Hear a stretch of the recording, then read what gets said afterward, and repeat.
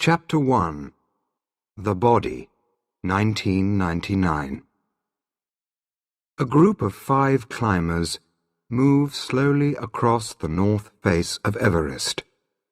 Suddenly, one of them sees something strange on the rocks below him, something whiter than the snow. Carefully, he climbs down towards it. Then he calls his friends on his radio. "Come down here," he says. "Look at this." Coming closer, they see it is the dead body of a climber. The wind has blown some of the clothes from the body, and the skin is clean and white, like new stone. In the icy cold, it looks like the body of a man who died a few days ago. But the bits of clothes that are still on the body are old, brown and grey, nothing like the brightly coloured clothes that modern climbers wear. The body is lying face down. Above the head, the fingers of one hand are dug into the icy ground. One leg is broken in 2 places below the knee, and the other leg is lying over it. The body looks strong and healthy, they think, like the body of a runner or dancer. The climbers photograph the body carefully. Then, very gently, they touch the dead man's clothes, the hobnail boots, the trousers and shirt made of wool. How little he was wearing, they think, on this icy cold mountain. "I walk out on the street in Seattle with more clothing than he had on," one of them says. Yet here they are, at 8,155 meters on Mount Everest, the highest mountain in the world. Who is this man? He can only be one of 2 people, they think. But which one? Then they find a name inside his shirt. George Lee Mallory, it says. But who is George Lee Mallory? Why are these climbers so interested in him? How did he die? And what happened to him before he died? Where is his friend, Andrew Irvine? And the most important question of all, was this man, George Mallory, the first man to reach the summit of Everest? Chapter 2 Dangers. The climbers do not stay long with the body, because Mount Everest is one of the most dangerous places in the world. There are many things that make it difficult to stay alive here. The most important of these is the height. The top of Everest is 8,850 meters above sea level. As you climb up the mountain, the air becomes thinner. It has less and less oxygen. Most people live less than 900 meters above sea level, where the air is full of oxygen. Above 2,000 meters, the air is thinner, and people find it harder to breathe. At 4,000 meters, it is harder still. And at 5,000 meters, most people begin to feel ill. They get headaches, feel tired, and breathe quickly all the time, like someone who has run a long way. In 1921, when Mallory first went to Everest, no one had climbed a mountain higher than 7,500 meters, and many people did not think it was possible. "If climbers don't have enough oxygen, they'll be too tired to climb," they said. "And they won't be able to think clearly either, so they will make stupid mistakes, forget to eat and drink, or talk to people who are not there. Perhaps they'll die." But the need for oxygen is not the only problem on Everest. There is also the weather. Almost every week, there are winds of 100 or even 200 kilometers per hour. It is difficult to walk or even stand up in these winds.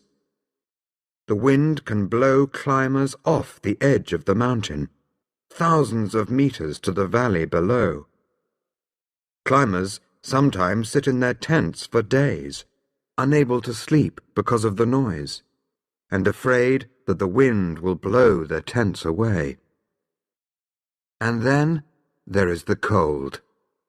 Temperatures on Everest often fall below -20 degrees Celsius. But the wind makes that feel much colder. But before anyone can climb Everest, they have to get there. Tibet, in China, is to the north of Everest, and Nepal is to the south. And, until 1950, Nepal refused to let any foreign climbers enter their country. So the earliest climbers, like Mallory and Irvine, had to get to Everest from the north, through Tibet, and that was not easy at all. Chapter 3. Through Tibet to Everest, 1921. Until the early 19th century, nobody in the West knew about Mount Everest. People in Tibet knew, of course. They called it Chomolungma, Goddess Mother of the World. And to people in Nepal, it was Sagarmatha, Goddess of the Sky. But no one in Tibet or Nepal had ever climbed the mountain. They thought that was a very strange idea, and no foreign person had ever been so far into the Himalayas. But in the 1830s, a British soldier, called George Everest, was making maps in North India. He made the first maps of the Himalayas and measured the height of some of the mountains. But Everest finished his work in 1843, and he never saw Chomolungma. The first British man to see the mountain was Everest's friend, Andrew Waugh. In 1852, Radhanath Sikdar, who worked for Waugh, said he had discovered the highest mountain in the world. It was measured carefully many times. Then, in 1856, Waugh said that this was the highest mountain in the world. He gave it the name of his old friend, George Everest, in 1865. But very few British people were able to enter Tibet or Nepal at that time. So it was not until 1921 that the first British expedition went to see if it was possible to climb the mountain. There were 9 British climbers on this expedition, and one of them was George Mallory. To get to Everest, the climbers had to walk 500 kilometers through Tibet. Their Tibetan porters carried everything they needed: food, tents, clothes, cameras, and climbing equipment. It was a long, difficult journey, which took a month. They were always climbing, at first through river valleys with tall trees, colourful flowers and birds, then onto a wide stony place where nothing grew. There was no sound except the wind, and all the time the air was becoming thinner. The climbers walked past Tibetan villages, high up on the sides of mountains, and came to Rongbuk, the highest monastery in the world, 4,800 meters above sea level. The monks in the monastery looked at the visitors in surprise, wondering why they wanted to climb the dangerous mountain. The climbers decided that the best way to get onto the mountain was to go up the East Rongbuk Glacier. From there, they planned to climb to the North Col, a small, flat place on the north ridge of Everest. By this time, it was late in the year, and the winds were getting stronger. They had not planned to get to the summit this year, but only to look for a way up. But on the 23rd of September, 1921, Mallory, with 2 other climbers and 3 porters, climbed up the steep ice wall of the East Rongbuk Glacier. When they reached the snow ridge of the North Col the next day, they could see the summit, 1,800 meters above them. But at 7,000 meters, it was difficult to breathe, and they moved slowly, and they could hardly stand up in the strong, icy winds. They would have to go down and come back next year. Chapter 4. The First Attempt, 1922. In 1922, a larger expedition returned. They brought oxygen with them this time, but the equipment was very heavy, and it did not always work. Many of the climbers wanted to climb the mountain on their own, if possible without help. So climbing with oxygen was not popular with most of the climbers. 4 climbers set out on the first summit attempt: Mallory, Morshead, Norton, and Somervell. With 5 porters, they left Camp 4 on the North Col at 7 a.m. There was a terrible cold wind, and the climbers moved slowly, cutting steps in the snow for the porters behind them. They hoped to reach 8,230 meters that day. But at 7,620 meters, they were too cold and tired to go on. They found a place for Camp 5, and the porters left their loads here and went back down. The 4 men crawled into their 2 small tents to rest. But all night there was a high wind, and it was difficult to breathe or sleep. To get water to drink, they had to melt snow over a small cooker, which took a long time. Next morning, Morshead was ill, so Mallory, Norton, and Somervell set out at 8 a.m., leaving Morshead alone in the tent. They moved slowly, stopping after every few steps to rest and breathe.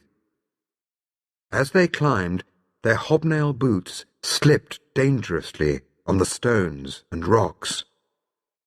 In the thin air, they felt tired, more tired than any of them had ever felt before.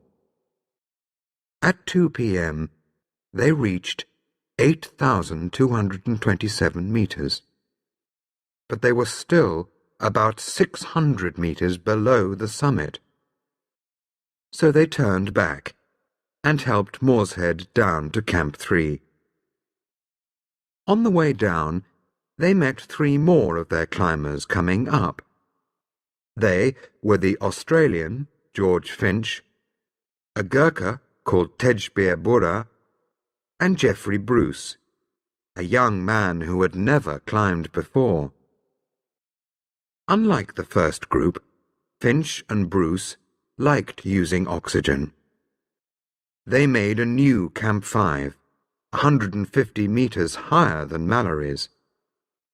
But then they were caught in a storm and had to stay in their tent for 2 nights. On the 3rd day, Finch and Bruce went on, using their oxygen, to 8,323 meters. But here, Bruce became exhausted and had to be helped down. Because the oxygen had been so successful, Mallory, Somerville, and a third climber, called Colin Crawford, decided to make another attempt, this time with oxygen. But while they were climbing across a snow slope, there was a sudden avalanche. Everyone was buried under the snow. All the climbers and 7 porters managed to climb out, but 7 porters were killed. It was clear that Everest had won, this time. Chapter 5. Saving the Porters, 1924. The British climbers returned in April 1924. This time they planned to succeed. Edward Norton was the chief climber in the group of 12 men, and they had 150 Tibetan porters, both men and women, to help them. From base camp, the porters carried equipment up to camps 1 and 2 on the Rongbuk and East Rongbuk glaciers. One woman carried her 2-year-old child on top of an 18-kilogram load from 5,300 meters to 6,000 meters. Then she carried her child back down and offered to go up again. The next part was harder. On a cold, stormy day, Mallory, Irvine, and 2 other climbers set out with 20 porters to carry equipment from base camp to Camp 3. But the weather was terrible. A strong wind blew down off the mountain, straight into their faces. The ice on the glacier was as clear and hard as glass. There were not enough tents at Camp 2, so some of the porters slept outside. Next morning, they went on to Camp 3. But here it was even colder than before. That night, the temperature fell to -29 degrees Celsius. The strong, icy wind blew into the tents all night, so everyone inside the tents was covered with snow. The storm blew for 2 more days. Many of the porters lay in their tents, not caring about life or death. At last, the storm ended, and they all went down to base camp to rest. 3 men were seriously ill. Another had bad frostbite on both feet. The porters were unhappy and afraid. "The mountain is angry," they said. "It will kill us." So, on the 15th of May, all the climbers and porters went down the valley to the Rongbuk monastery, where the chief monk said prayers for them. Next day, the wind had gone, and the sky was clear and blue. The climbers returned to Camp 3. Then they started to climb up the steep ice wall to the North Col to make Camp 4. And, once again, things went wrong. The ice was covered with new snow after the storm. There were many crevasses, deep holes in the ice, which were difficult to see under the snow. This was the place where 7 porters had died in 1922. This time, 4 people set out: Mallory, Norton, Odell, and Lapkat Tsering. They climbed carefully, cutting steps in the snow. They crossed several deep crevasses. Then, just below the North Col, they came to a steep slope about 100 meters high. It was a dangerous place. The slope was covered with new, soft snow, At the foot of the slope was a wall of ice, falling hundreds of meters to the valley below. Mallory climbed slowly up the slope, while Norton and Odell held him from below on a rope. After half an hour, they reached the top and found a place for Camp 4. But all the climbers were tired. On the way down, the snow suddenly collapsed under Mallory's feet, and he fell into a crevasse. Only his ice axe, across the top of the crevasse, saved him. No one had seen him fall. He looked up at the sky, then down into the deep blue hole below him. One mistake here could mean death. Very slowly and carefully, he pulled his tired body up the ice wall and out onto the snow. When the climbers got back to Camp 3, they were all exhausted. Their heads ached, and they coughed all night in the thin, cold air. Next day, 3 more climbers, Somervell, Irvine and Hazard, and 12 porters, climbed the snow slope to Camp 4. Somervell and Irvine came down, leaving Hazard behind with the porters. That night it snowed heavily, and the temperature fell to -31 degrees Celsius. The exhausted porters shivered in their tents. All next day, Norton, in Camp 3, waited for them to come down.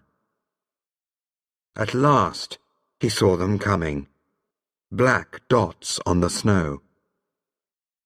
But only 8 porters and Hazard arrived at Camp 3. 4 porters had turned back, afraid that they would fall.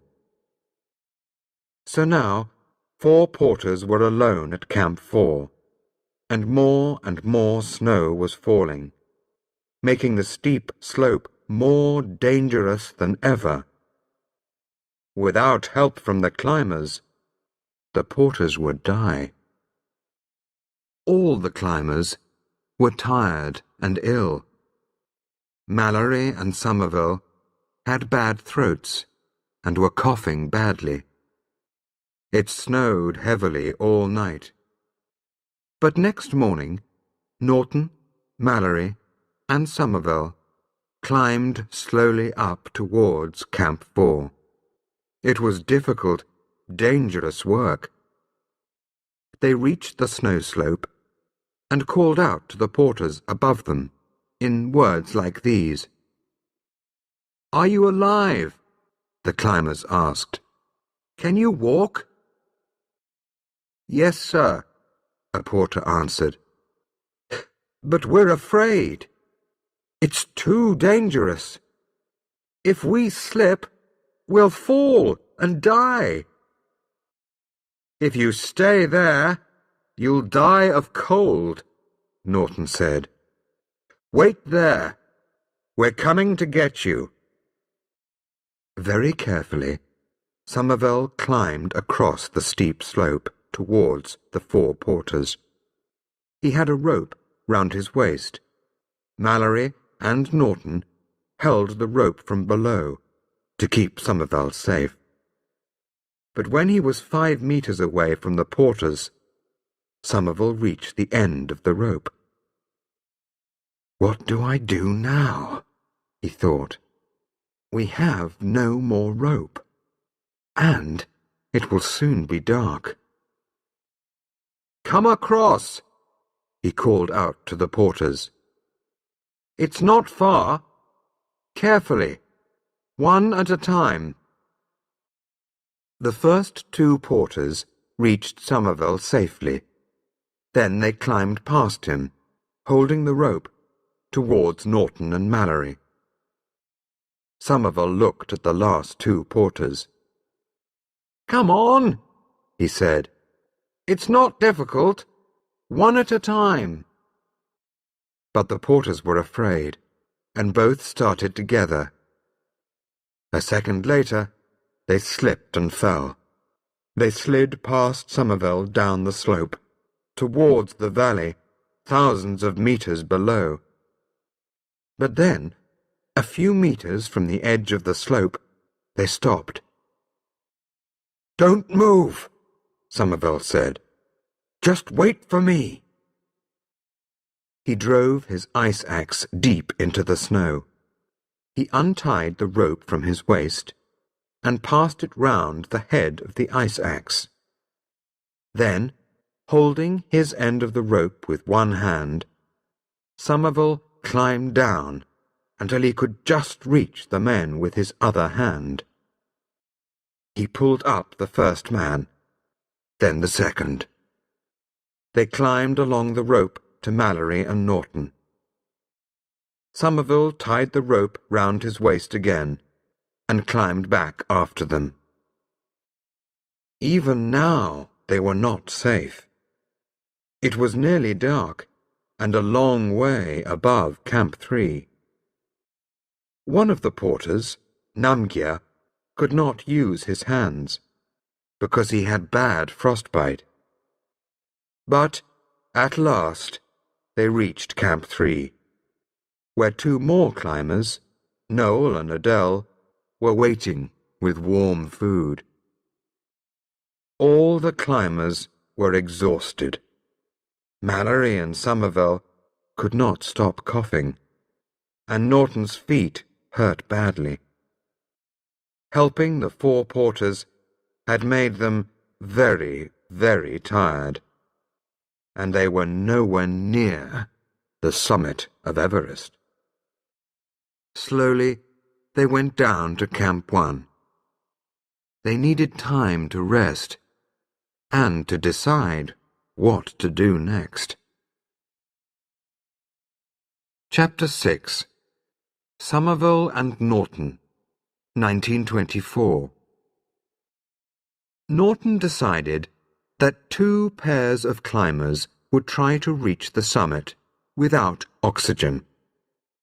Mallory and Geoffrey Bruce would go first, and Norton and Somerville would follow the next day.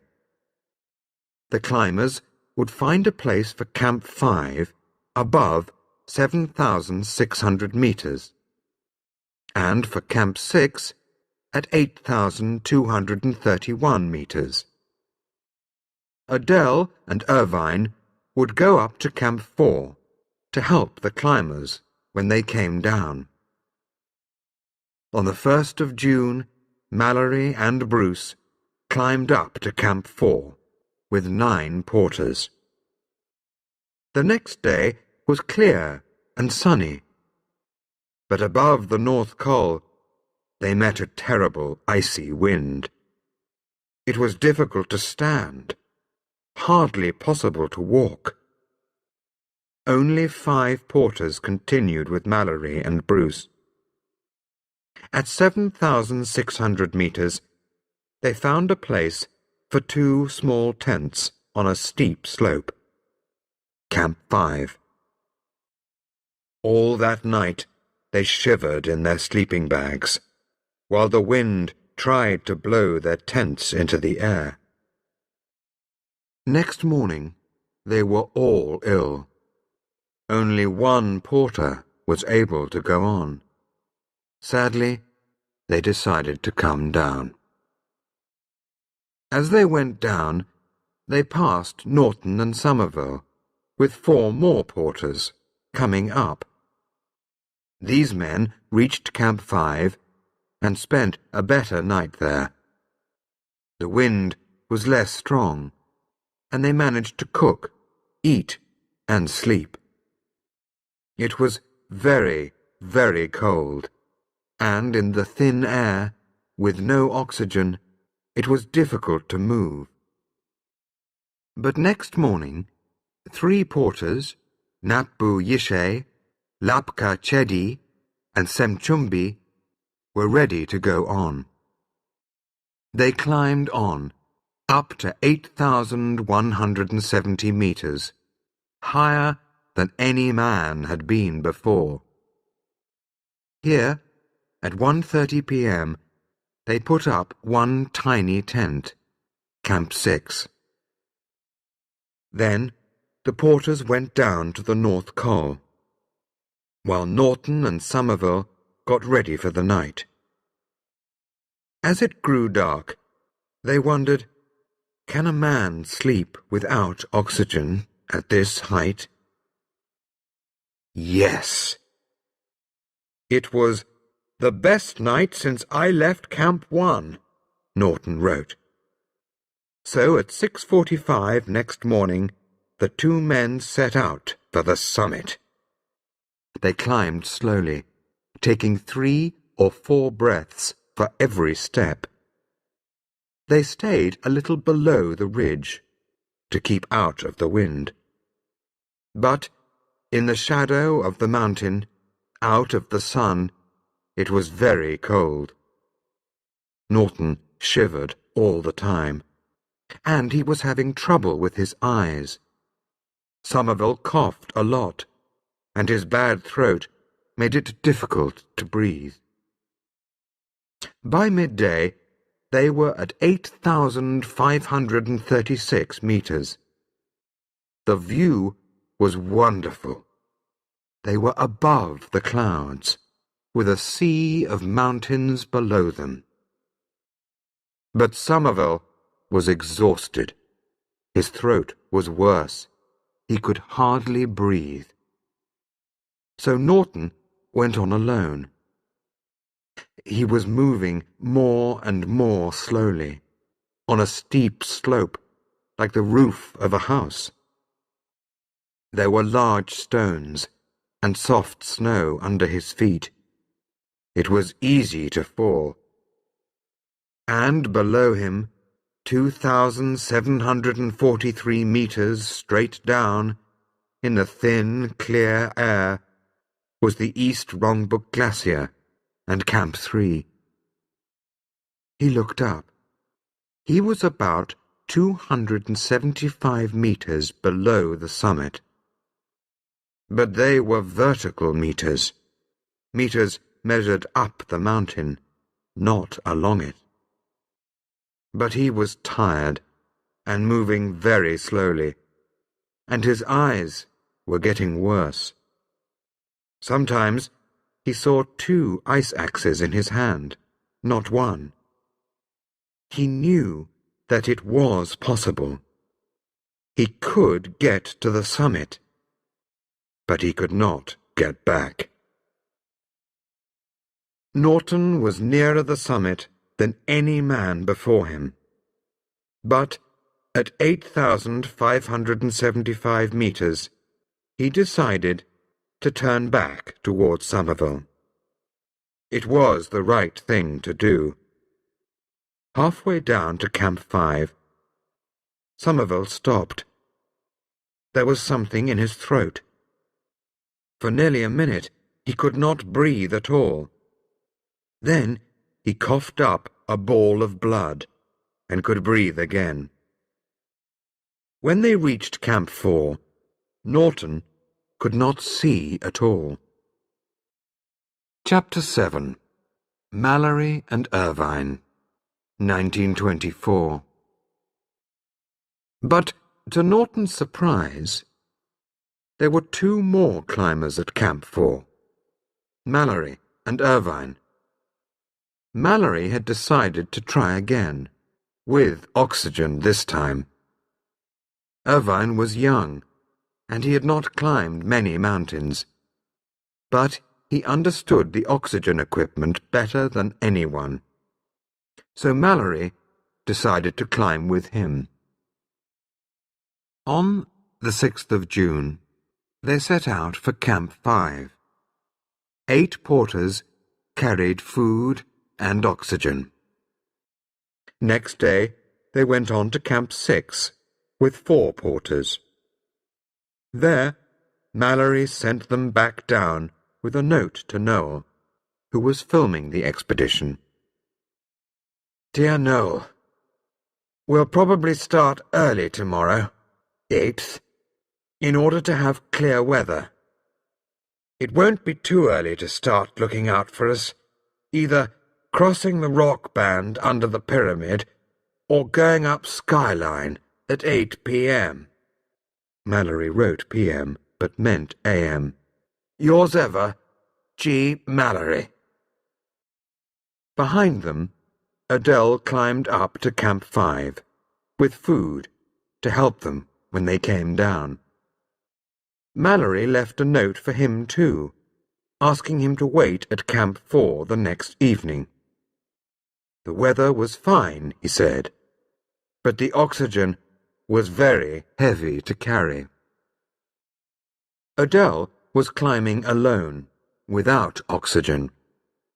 He spent the night at Camp 5 and then climbed up towards Camp 6. At 7,900 meters, he found some very old rocks. Studying rocks was Adele's job, and the rocks that he found showed him that Everest had once been under the sea. At 12:50 p.m., the clouds cleared above him, and he could see the summit ridge of Everest.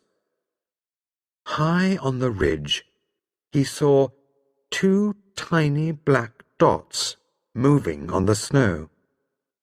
They climbed quickly to the top of a rock step near the summit. Then the clouds came back and they disappeared. It was Mallory and Irvine, climbing strongly towards the summit. But Adele thought they were a little late. Was there enough time for them to get to the summit and then down to Camp 6 that night? He climbed up to Camp 6 and left some food for them in the tent. Then he climbed higher towards the summit, calling out for them, but no one answered. He wondered what to do. He wanted to stay, but the tiny tent at Camp 6 was too small for 3 men. So, at 4:30 p.m., he went down. By 7 p.m., he was in Camp 4. The next day was the 9th of June. Adele was worried. When he looked up the mountain, he could see the tents of Camps 5 and 6, but nothing and nobody was moving. So Adele, with 2 porters, climbed up again to Camp 5.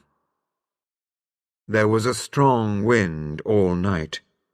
The porters shivered in their tent, and next morning they refused to move. So Adele went on alone, up to Camp 6. But no one was there. The tent was closed. The food was still there. Mallory and Irvine had disappeared. For 2 hours Adele climbed on, above Camp 6, towards the summit. What was he thinking? Mallory and Irvine were probably dead, but perhaps, just perhaps, one of them was still alive, badly injured up there. Perhaps he could see something, or find something, and return with some answers. But he saw nothing, and found no bodies. Sadly, he turned back. At Camp 6, he went into the tent and pulled out 2 black sleeping bags. He put them on the snow in the shape of a T. It was a message to the others, far below, that Mallory and Irvine were dead. But what happened to them? Did they reach the summit before they died? Or did they turn back, like Norton and Somerville? no one knows. When Odell last saw them, it was already 12:50 in the afternoon. But they were moving quickly, he said. So perhaps they went on to the summit, and then were too tired to find Camp 6 before dark. Perhaps, in the darkness, one of them fell, and the other died trying to help him. Perhaps they both fell together. Or, perhaps, with no more oxygen, they were just too cold and tired to move any more, and lay down in the snow to sleep.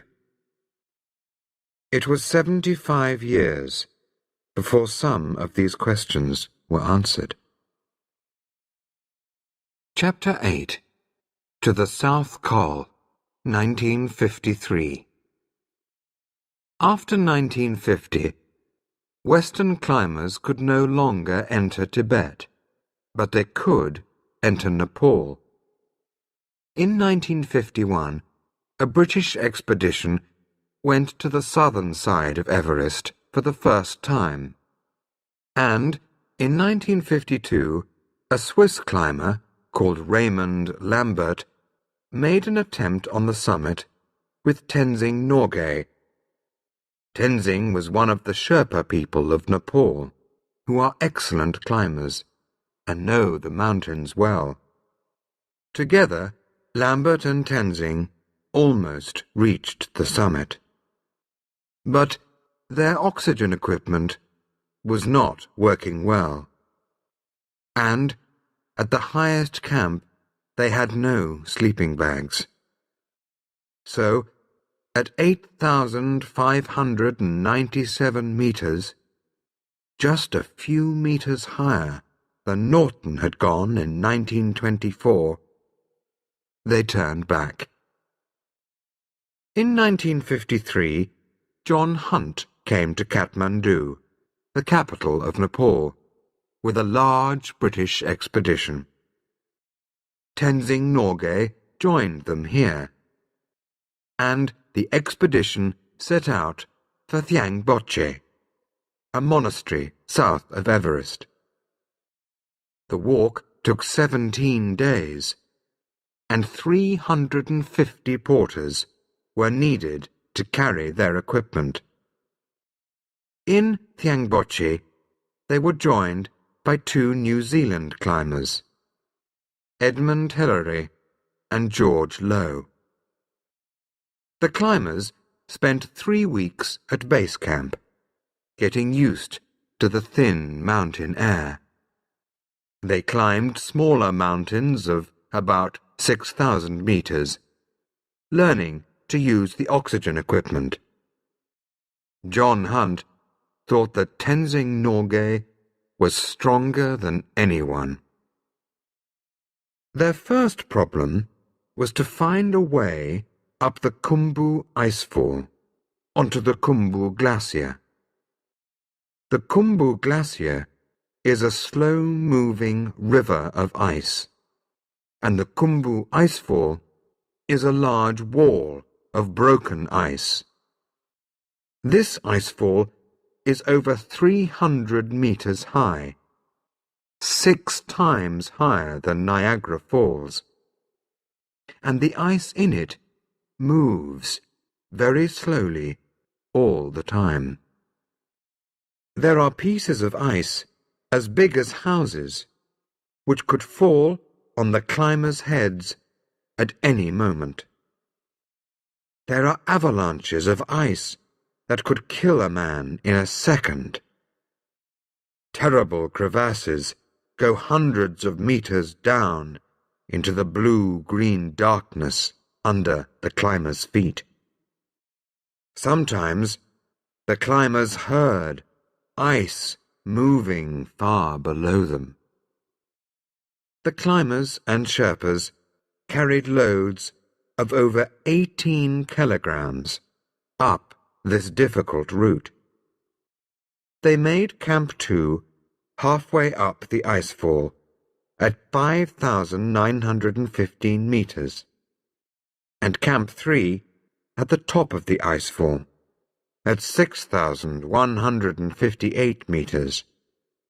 Then they climbed up the glacier to Camp 4 at 6,462 meters, and Camp 5 at 6,705 meters. The next big problem was to climb the Lhotse face to the South Col. High above Camp 5 is the mountain of Lhotse, 8,500 meters. To the left of Lhotse is the South Col of Everest. The first 600 meters of the Lhotse face is a steep slope of ice, the Lhotse Glacier. This ice is very difficult to climb, with many ice walls and deep crevasses. For 11 long days, the New Zealander George Low and the Sherpa Anulu fought their way up this wall of ice. All the way, they cut steps in the ice and fixed ropes for the others to follow them. They made Camp 6 at 7,010 meters, and Camp 7 at 7,315 meters. Then they began to climb to the left, across a wide snow slope, towards the South Col. But the weather was terrible, and they were very tired. High winds blew down on them from the South Col. After 12 days of this, George Low was exhausted. But on the 21st of May, Anulu and Wilfred Noyce finally managed to cross the difficult snow slope and reach the South Col at 7,925 meters. Next day, Hillary, Tenzing, and 17 Sherpas followed them up to the South Col. The Sherpas had only a cup of tea for breakfast at Camp 7, after a long, cold night. They were carrying loads of 22 kilograms, with no oxygen. At the South Col, they made Camp 8. Then, the same day, they went down again to Camp 4. They had climbed for 10 hours, with no food or drink all day. But Camp 8 on the South Col was ready at last. Now, the attempt on the summit could begin. Chapter 9. The South Summit, 1953. On the 22nd of May, the first two summit climbers, Tom Bourdillon and Charles Evans, set out from Camp 4 to the South Col. John Hunt and 2 Sherpas went with them, carrying heavy loads. Using oxygen, the 3 British men reached the Col first, but they were very tired. And when they took off their oxygen equipment, they could not think clearly. It took them over an hour to put up a tent in the terrible wind. When the Sherpas arrived, they collapsed in the tent and could not move. They rested for a day. Then John Hunt and the Sherpa Denamgyal set out to climb higher. They both had oxygen and were carrying about 20 kilograms. They moved very slowly, and Bourdillon and Evans soon came past them. Hunt and Denamgyal both had problems with their oxygen. Sometimes ice stopped it working, and it was very difficult to breathe. On they went, more and more slowly. At 8,338 meters, Hunt and the Namgyal could go no further. They put down their loads and turned back. When they reached the South Col, they could hardly walk. Above them, Bourdillon and Evans went on. At 1 o'clock, they reached the south summit, 8,750 meters. In front of them, they could see the final summit ridge. It was a view no man had ever seen before. To the left, a steep rocky slope fell 2,400 meters down to Camp 4 on the glacier. To the right, there was a line of white snow cornices over a drop of 2,500 meters. Should they go on? This was their one chance to get to the top. But was it safe, or would they die, like Mallory and Irvine before them? They stood and looked and thought. Evans had already had trouble with his oxygen. Bourdillon had fixed it, but they did not have a lot of oxygen left. They thought it would take 3 hours to reach the summit, and 2 hours to get back to the south summit. By then it would be 6 o'clock, and they would have to climb down another 900 meters without oxygen to Camp 8. It was too far. So, sadly, they turned back. But it was the right thing to do. The wind grew stronger, and clouds came up. It was difficult to find the way.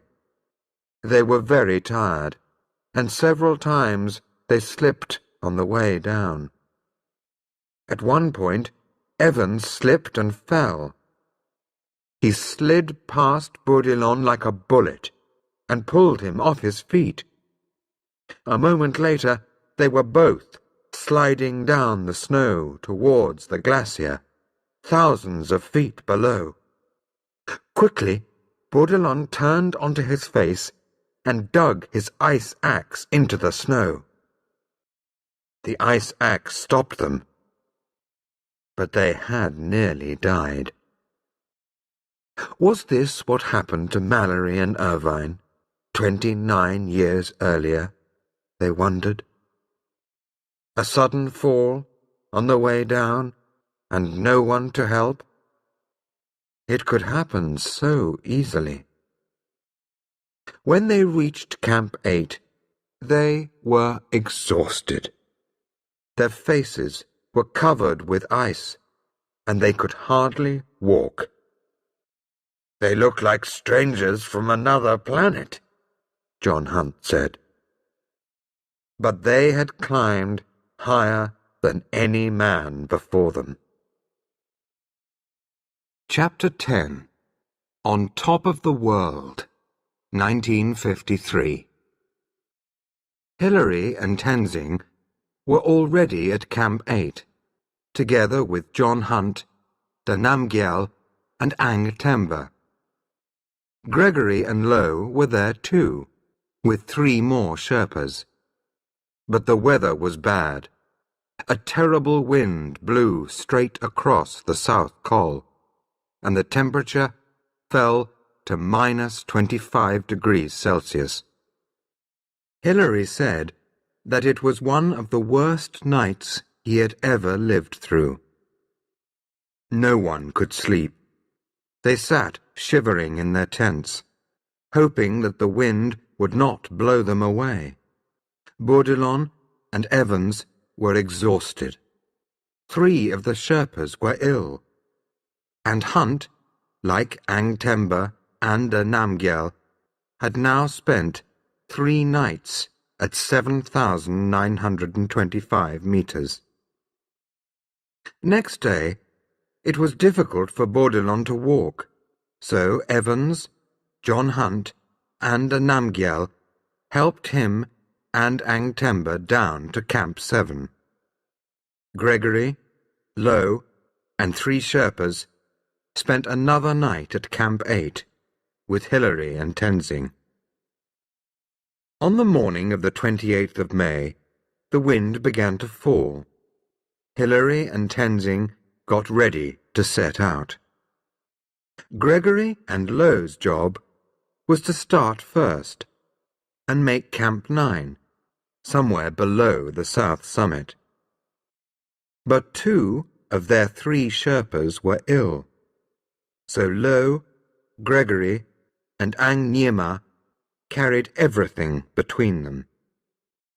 With their oxygen, they carried about 18 kilograms each. Hilary and Tenzing followed at 10 a.m., carrying about 22 kilograms each. Then, at 8,338 meters, they found the loads which Hunt and the Namgyal had left, and picked them up too. Now they were carrying 27 kilograms each. At 2:30 p.m., they found a small place for Camp 9, at 8,506 meters. Gregory, Lowe, and Ang Nyema dropped their loads and went down. Hilary and Tenzing put up their tent and crawled inside. The wind was very strong, and they were afraid the tent would blow away. That night, the temperature fell to minus 27 degrees Celsius. But by 4 a.m., the wind had stopped, and the sky cleared. When they opened the tent door, in the early morning sun, they could see the monastery at Thiang Boche, 4,878 meters below, where the monks were getting out of bed. They melted snow for a warm drink and checked the oxygen equipment carefully. Tenzing had worn his boots all night, but Hilary had taken his off, and they were as hard as ice. He had to heat them over the small cooker to make them soft. At 6:30 a.m., they set out, and by 9 a.m., they reached the south summit. They sat down and studied the summit ridge carefully. It looked frightening, Hilary thought. The snow cornices to the right were very dangerous. They were like fingers of soft snow, 2,500 meters above the valley below.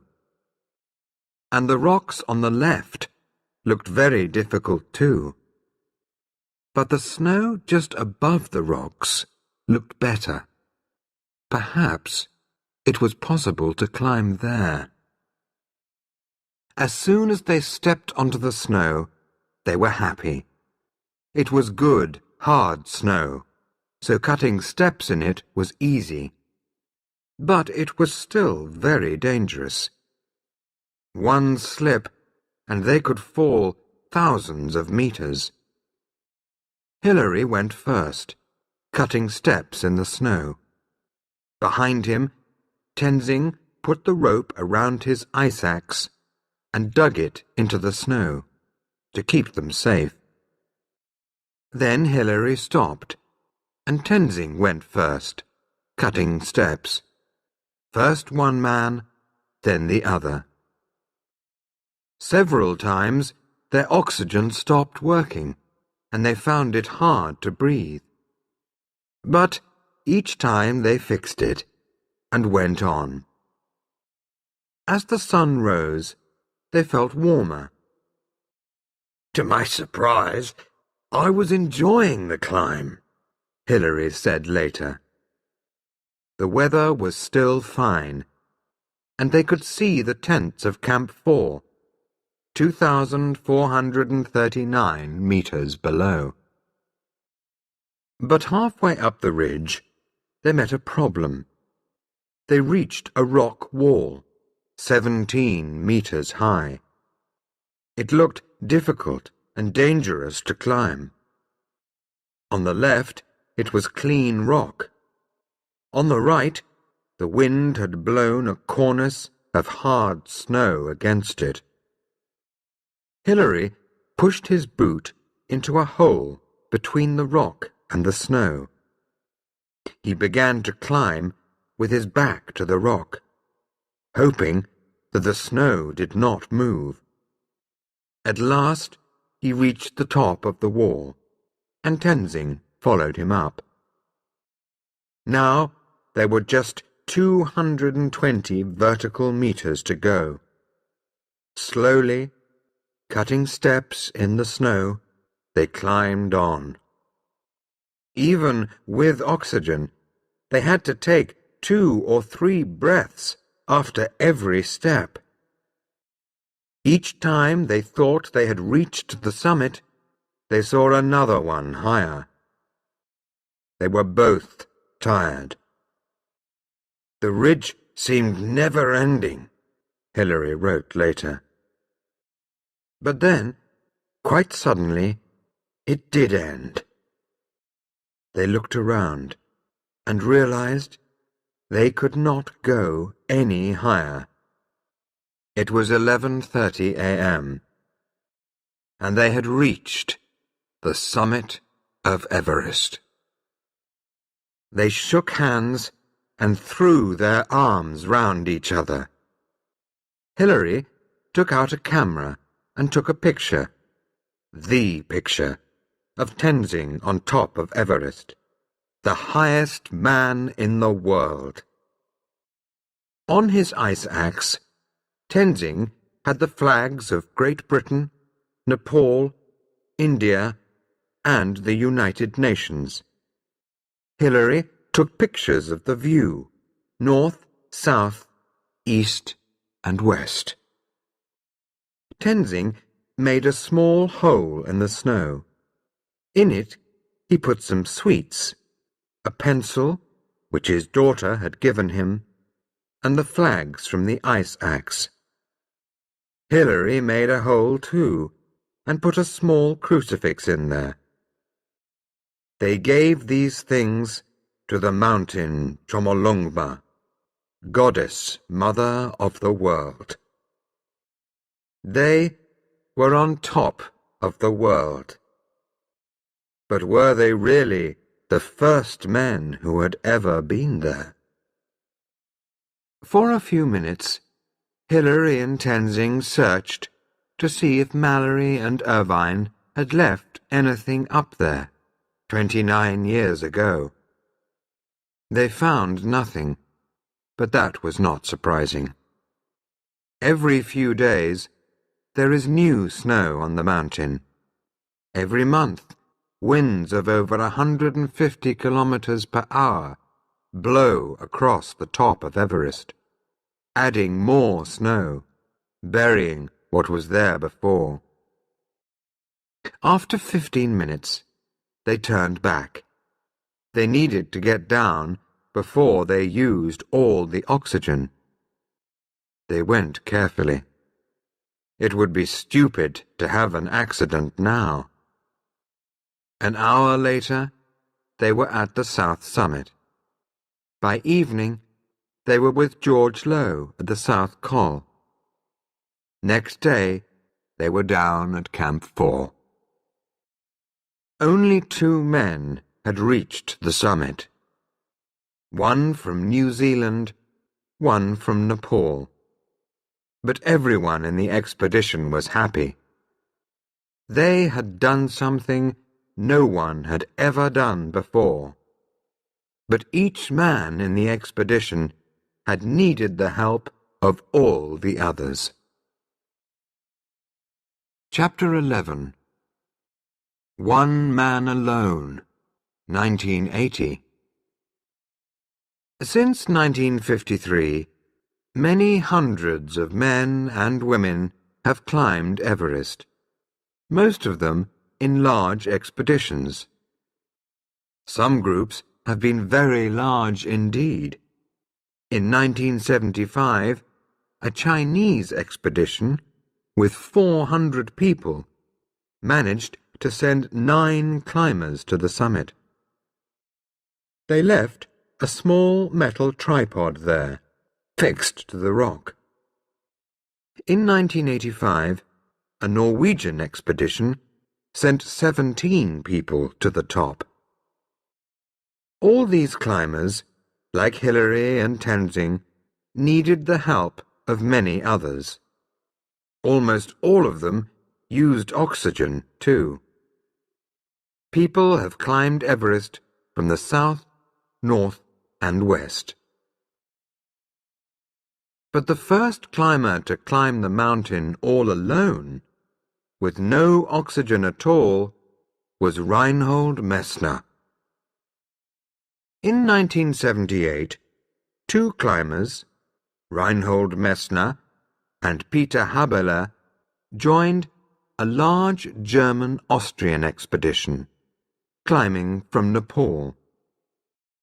Most of the expedition were using oxygen, but Messner and Habeler decided to climb without it. After the success of Hillary and Tenzing in 1953 using oxygen, Messner said, the whole world thought that this must be the only way. But the early climbers did not think so. In 1924, Norton climbed to 8,575 meters with no oxygen. So, Messner thought, perhaps it is possible to climb 273 meters more. He tried twice. The first time, he reached the South Col with 2 Sherpas. But they were caught in a terrible storm. Their tent nearly collapsed in the wind, and they spent 2 nights without eating or drinking before they came down. But a few days later, Messner tried again, with Peter Habeler, and in 10 hours they climbed from the South Col to the summit, with no oxygen at all. But back at the South Col, they were very ill. Habeler had a terrible headache. Messner had taken off his goggles to make a film, and the bright snow had hurt his eyes. Just like Norton in 1924, he lay in his tent all night, unable to see anything. The 2 men needed help to climb down from the South Col next day. 2 years later, in 1980, Messner began a new attempt. This time, he went through Tibet, like Norton and Mallory in 1924. But Messner did not take a lot of heavy equipment and hundreds of porters. He just went with his girlfriend, Nina, and 2 Chinese people came with them to show them the way. They started at the same place as the British base camp in 1924. Then, with 3 yaks, they climbed to Camp 3 at 6,500 meters on the East Rongbuk Glacier. Then the 2 Chinese went back to base camp, while Nina and Messner stayed at Camp 3 for 10 days, getting used to the height. On the 24th of July, Messner climbed to the North Col at 7,000 meters. But he felt very tired, and there was too much soft snow. So he and Nina returned to base camp and spent 3 weeks walking and climbing above 5,000 meters. Each day they grew stronger and breathed more easily in the thin mountain air. On the 15th of August, they returned to Camp 3, and on the 17th of August, Messner climbed up to the North Col again, much faster than before. Now he was ready, he thought. He came down to Camp 3 to sleep. That night he ate and drank and slept for a while. Then he got up, dressed carefully, and packed his rucksack with everything he needed. Food for a week, a small cooker, tent, sleeping bag, camera. He had a head torch to see in the dark, 2 ski sticks, crampons, and a strong, light ice axe. He touched Nina's face gently with his lips and stepped out of the tent into the night. "I shall be thinking of you," she said sleepily. "Bye-bye." "Bye-bye." The words came out of the night, and then he was gone. An hour later, he nearly died. When he was 500 meters above the camp, the snow suddenly collapsed under his feet, and he fell into a crevasse. His head torch went out, and everything was dark. He had decided not to take a radio with him. Now he was frightened. He could see nothing, and it was not possible to call for help. Then the torch came on again. He was standing on a snow bridge about 1 meter square, above a deep black hole. He looked round. There was a small ice ridge to the left, going up. But to climb that, he needed crampons on his boots, and his crampons were in his rucksack. Very carefully, he got them out and put them on. Carefully, he reached forward across the crevasse with his arms. Then he stepped across onto the ridge. Right foot first, then left. The crampons held in the ice. Slowly, he climbed up, out of the crevasse, into the night. Far below, Nina was still sleeping in the tent. He climbed on, up to the North Col. As the sun came out, the clouds and mountains turned from dark blue to yellow and then pink. There was good, hard snow under his feet. He climbed quickly, taking 50 steps, then resting, then taking 50 more. The ski sticks made climbing easier.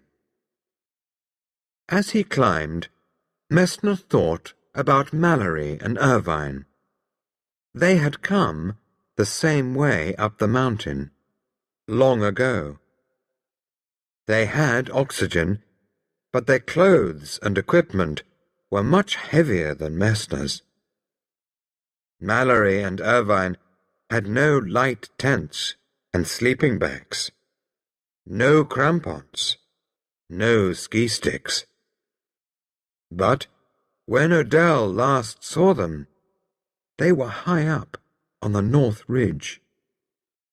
2 tiny black dots on the snow, going strongly. Did they reach the summit, he wondered, or did they die before that? Far below him, Nina stood outside the tent, watching Messner climb higher and higher. To her, he was now a tiny black dot on the snow.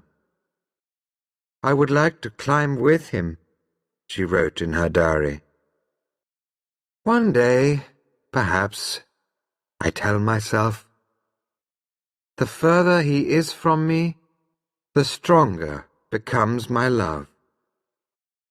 By 9 a.m., Messner was at 7,360 meters. He was tired and had to rest every 30 steps. Up here, the thin, dry air had only 1/3 as much oxygen as at sea level. His throat hurt, and for long moments he could think of nothing but breathing. "Still a bit more. You can do it," he told himself. "What you climb today, you won't have to climb tomorrow." At last, at 7,800 meters, high up on the North Ridge, he decided to stop. The view from here was wonderful. Some of the highest mountains in the Himalayas were below him, and 1,300 meters below he could see the tiny red dot of Nina's tent. He took a long, long time to put up his tent. Again and again the wind almost blew it away. He held it down with his ski sticks and ice axe. Then he pushed his rucksack inside and crawled in after it. But he could not rest. To get water, he had to melt snow with his small stove. His throat hurt, but he had to make himself drink. He was not hungry, but he had to cook and make himself eat. And that night, a storm came up. The temperature fell to -20 degrees Celsius. Winds of over 80 kilometers per hour tried to blow the tent off the mountain. Next morning, the wind had fallen, but Messner felt terribly tired. For an hour he lay in his tent, half asleep, unable to move. Every small thing, making a drink, eating, putting on his boots, was hard work. He had to argue with himself. "You must go on," he told himself. Then, a minute later, "Why don't I go down?" But he knew the answer to that. "I wanted to make the climb. I still want to." He took the tent down and packed his rucksack. The sky was blue. The sun was shining. But as he set out, the clouds and wind came back. His legs were tired, and his 18-kilogram rucksack seemed heavier than before. Every 15 steps now, he stopped to rest. There was too much new snow on the ridge, so he moved down onto the rocky north face, the same way that Norton had gone, also without oxygen. The rocks sloped steeply like the roof on a church. It was very quiet. But Messner began to hear voices. "Is that somebody talking nearby?" he wondered. "Is somebody there? I believe I hear voices. Perhaps it is Mallory and Irvine." By 3 o'clock in the afternoon, he was at 8,220 meters. He was too tired to go on any more. He could only take 10 steps now before resting. He found a flat piece of snow above a large rock and put up his tent there. He took a picture of the tent, then got inside his sleeping bag. Again, he had to melt snow to get water. And it was difficult to sleep. Even when he was resting in the tent, his heart was beating 100 times a minute. Next morning, he could see little. He was in the clouds. Should he go on or wait? He wondered. No, he thought. He couldn't wait. It's now or never. Either or. I must either go up or go down. There is no other choice. He decided to leave the tent and rucksack behind. He put the camera in his pocket, picked up his ice axe, and set out. It was harder to climb without the ski sticks. He was afraid that he would fall. So he often climbed on hands and knees. As he climbed up to the ridge, it became steeper. Often he dug his ice axe into the snow above his head and lay on his face resting. For 3 hours he crawled slowly along the ridge. His dry throat felt like wood. Where is the summit? He wondered. He could see almost nothing. Then, suddenly, the cloud cleared, and he could see right down to the glacier in the valley. He took a few photos, then the cloud came back. Where is the summit? He wondered.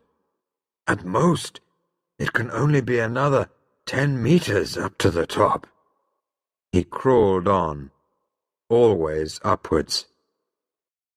Then, suddenly, there it was, the metal tripod which the Chinese had fixed to the summit in 1975. It was there, in front of him. Messner had seen it before, in 1978.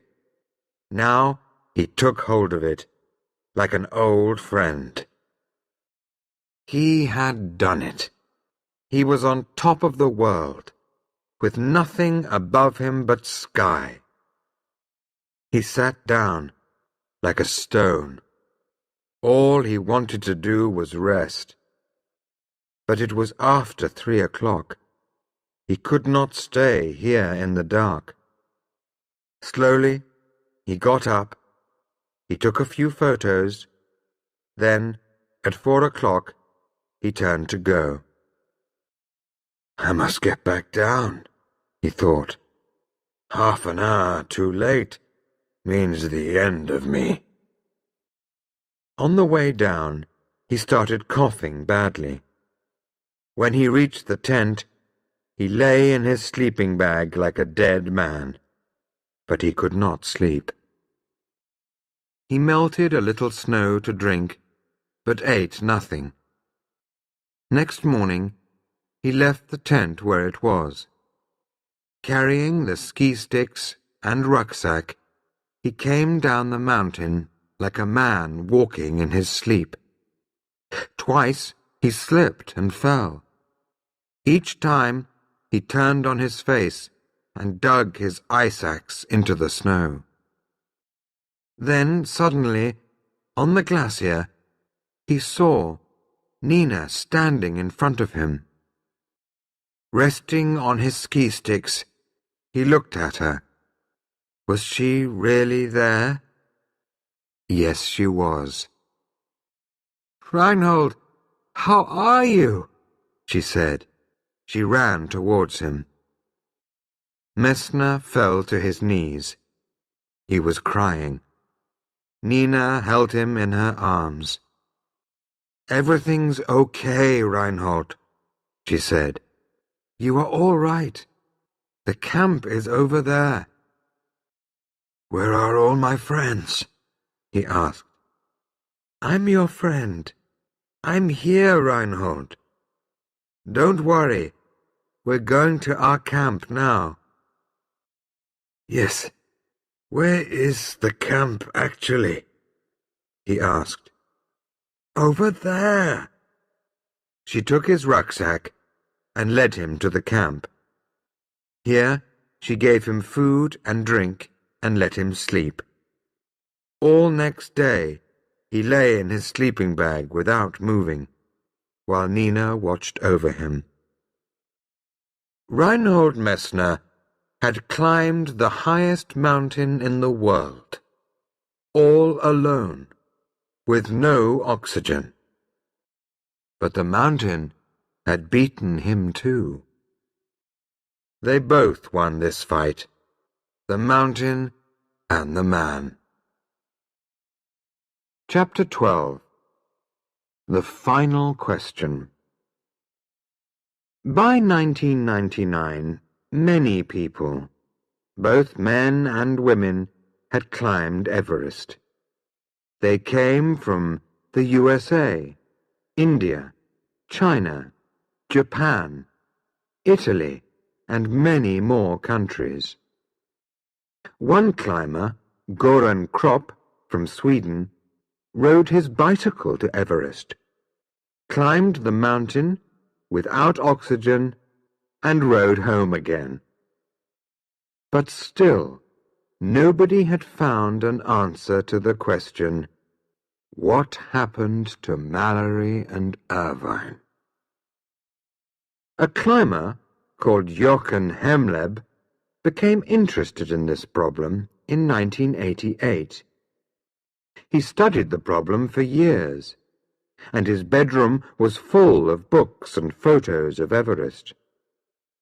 But with every new piece of information, there were new questions. In 1924, Odell was at 7,926 meters, climbing up behind Mallory and Irvine towards Camp 6. At 12:50 p.m., the clouds cleared, and Odell could see the summit ridge of Everest above him. High up on the ridge, he saw two tiny black dots moving on the snow. They were moving quickly. He saw them climb a rock step on the ridge. Then the clouds came back, and they disappeared. There are 3 rock steps on the northeast ridge. The first step, the second step, and the third step. The second step is much harder to climb than the first and third steps. It is a steep rock wall, like the front of a ship. But it is only about 250 vertical meters from the summit. And the third step is even closer.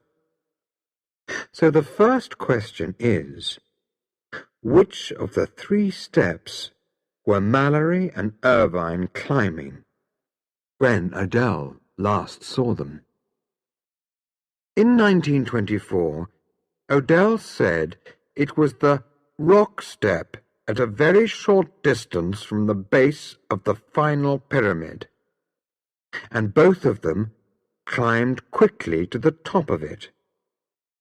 It is difficult to climb the second step, but much easier to climb the third step.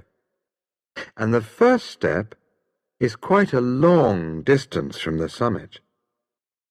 So, at 12:50 p.m., Mallory and Irvine were probably at either the second step or the third step, only a very short distance from the summit. If that is right, did they stop there? Probably not. All the difficult parts of the climb were behind them. they had oxygen, and Adele said they were moving quickly. So did they reach the summit before they died? Many people think it is quite possible, but others think Adele made a mistake. He only saw them for a moment, they say. He probably saw them climb the first step, much further from the summit. Reinhold Messner agrees. Mallory did not climb the second step, he says. Adele saw them on the first step. So who is right? And how can we know? In 1933, a British climber found Irvine's ice axe at 8,460 meters, just below the first step. But why was it there? Did he put it down or drop it in an accident? And did this happen on the way up or the way down? No one knows. In 1960, a Chinese climber found an old wooden tent post and rope, like those used in 1924, just below the second step. And in 1979, a Japanese climber met another Chinese climber, Wang Hongbao, on the mountain and heard a strange story. 4 years earlier, Wang said he had found a body, an English dead, near the Chinese Camp 6 at 8,100 meters. Was this Mallory, perhaps, or Irvine?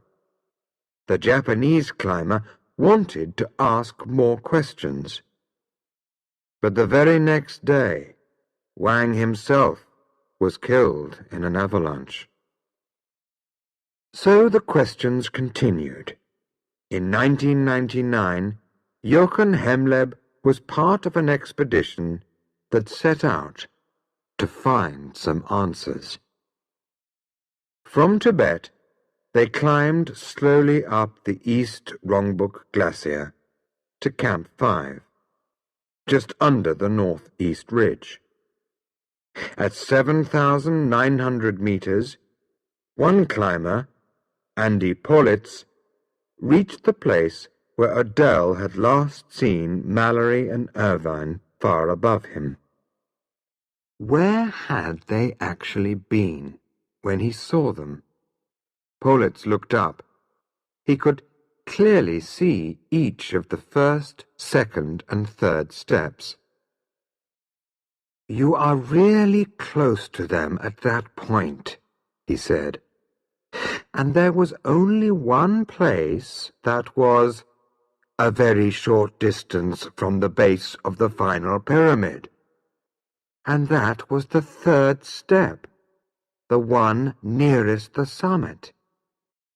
He took a lot of photographs and video film to make this clear. The 5 climbers reached Camp 6 near the place where Wang Hongbao had seen the English dead. On the 1st of May, 1999, they set out to find the body again. They climbed across a steep snow slope, some going up, others down. It was a dangerous, frightening place. A strong wind made it easy to fall.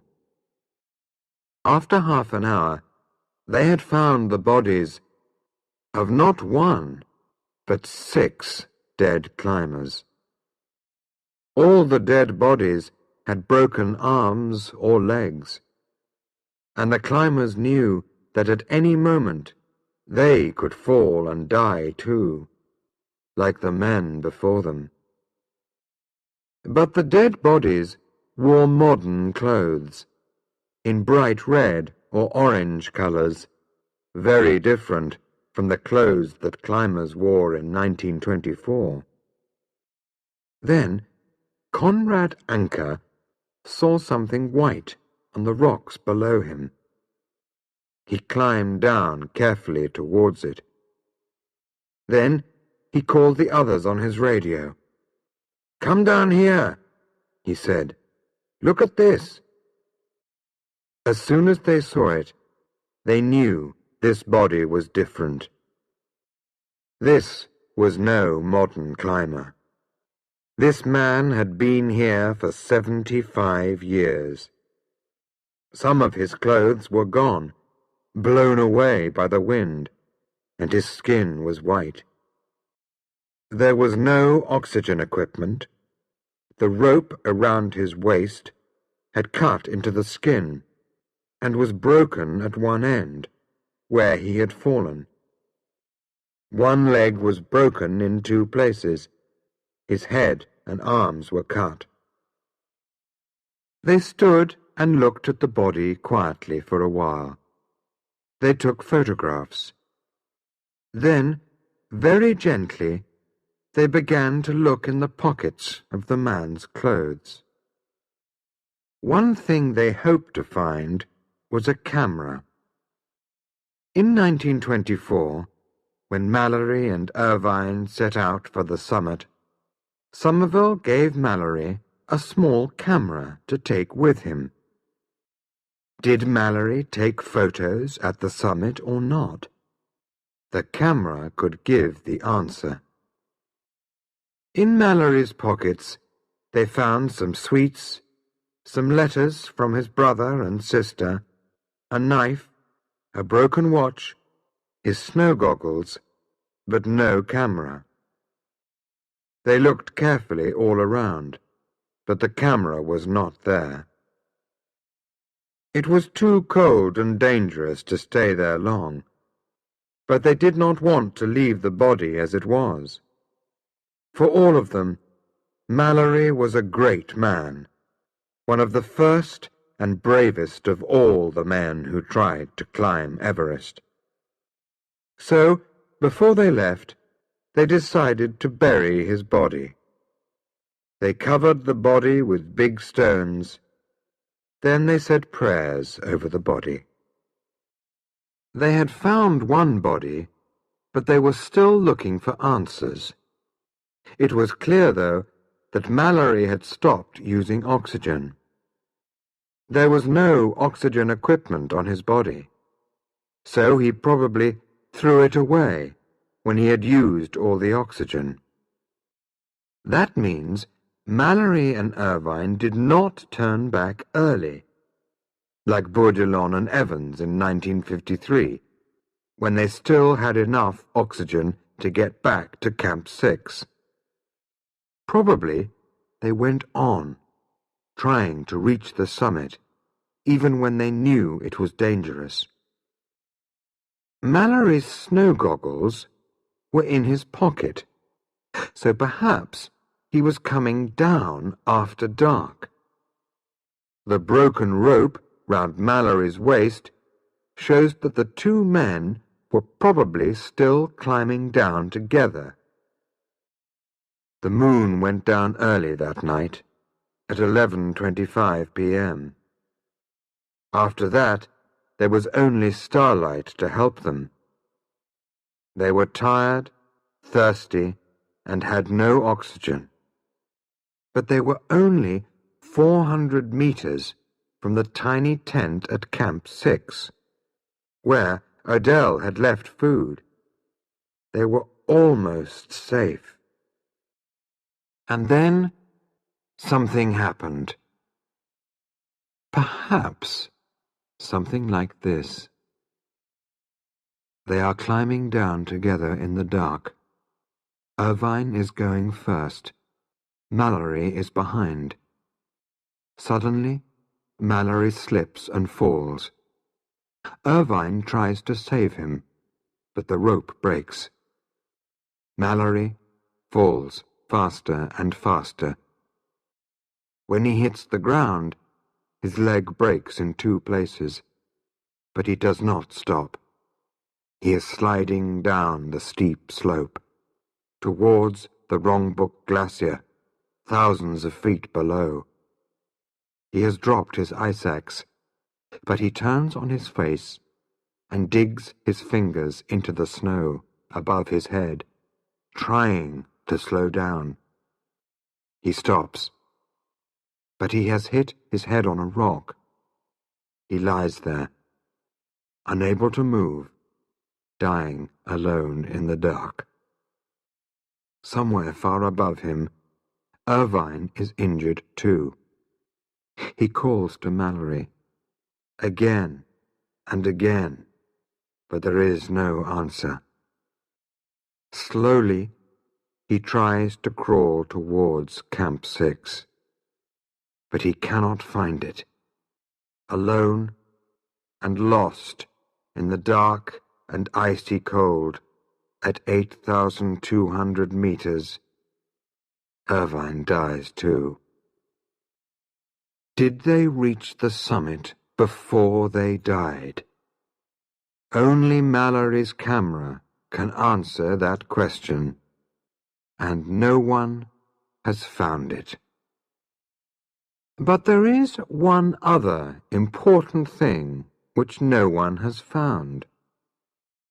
When Mallory left England in 1924, he took a photo of his wife, Ruth, with him, and he made a promise to her, in words like these: "I'll look at your photo every day, but I will not bring it back. I'm going to take it with me to the summit of Everest. When I get there, I'm going to bury your photograph in the snow on top of the highest mountain in the world." The 5 climbers searched carefully for the photograph of Mallory's wife in his pockets, but it was not there.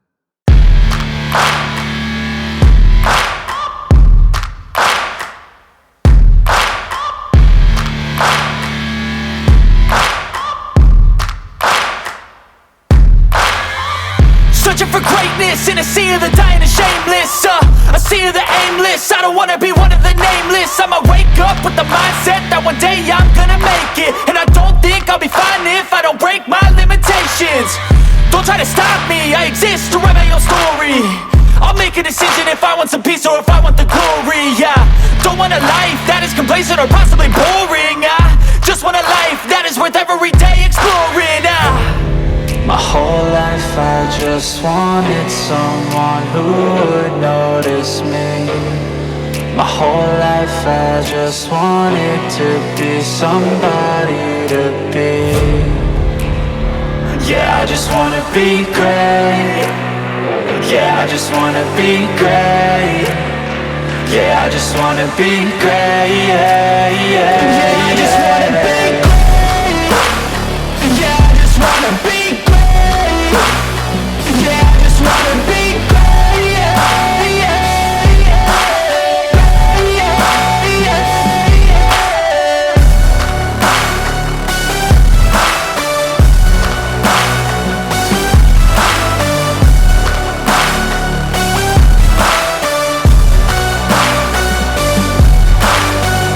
This is a statement to appreciate all that is vacant. It's just for the taking. If you make up your mind, you can take it. I'm never complacent. I would work in a mansion or basement, yeah. There's no replacement for persistence, it's a patience, yeah. In this life, I wanna be soaring, to feel sun inside when it's pouring. And I'll fight till anxiety is foreign. I'm so sick of my mind's extortion. My whole life I just wanted someone who would notice me. My whole life I just wanted to be somebody to be. Yeah, I just wanna be great. Yeah, I just wanna be great. Yeah, I just wanna be great. Yeah, I just wanna